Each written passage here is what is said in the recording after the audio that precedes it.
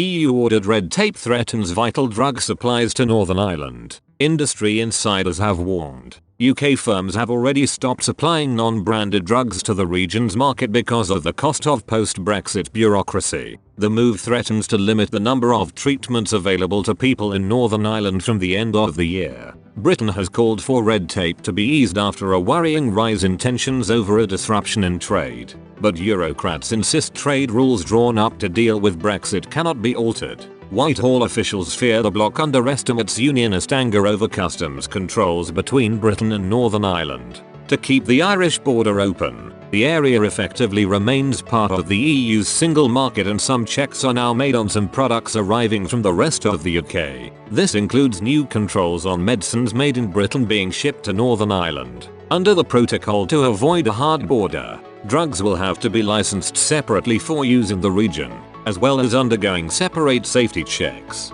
These checks are set to be introduced on the 1st of January next year after a grace period expires. Mark Samuels, chief executive of the British Generic Manufacturers Association, said manufacturers are considering withdrawing up to 90% of the drugs they supply to the region. He told the FT this would leave patients' access to many current medicines in serious jeopardy. The industry insider added that 4 out of 5 medicines prescribed in the NHS are generic drugs. Mr. Samuel said 2 suppliers of potassium chloride, a vital ingredient in intravenous drips, had already withdrawn all 8 of its products. He added, the resilience of that supply chain has now halved. Martin Sawyer, of the Healthcare Distribution Association, warned against underestimating how the extra regulatory and operational complications associated with any segregation of medicines packed specifically for Northern Ireland could affect the current distribution of medicines into Northern Ireland, the vast majority of which are currently supplied from Great Britain.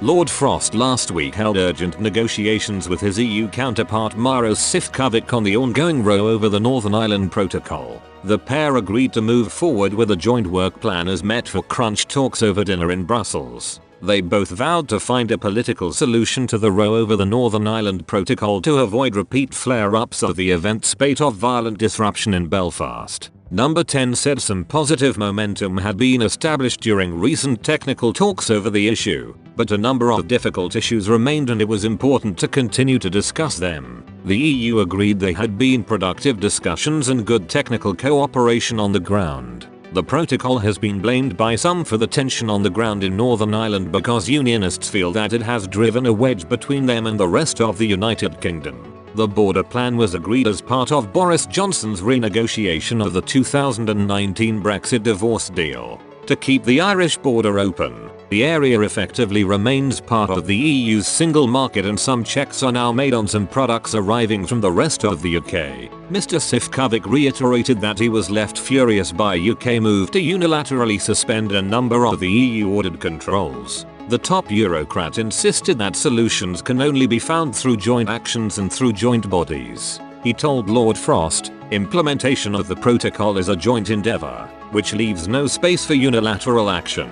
The UK's Brexit chief reassured Brussels that he's committed to working through the joint bodies created by the Brexit deal, but he warned that the EU needs to respect the Good Friday Agreement in all of its dimensions. Lord Frost underlined that any solutions had to be consistent with the overriding commitments to respecting the Belfast Good Friday Agreement in all its dimensions and to ensuring minimum disruption everyday lives in Northern Ireland. According to the Downing Street statement, Whitehall insiders have previously expressed concerns that the often bureaucratic approach by the EU risks future violent flare-ups. Officials fear the bloc underestimates unionist anger over customs controls between Britain and Northern Ireland.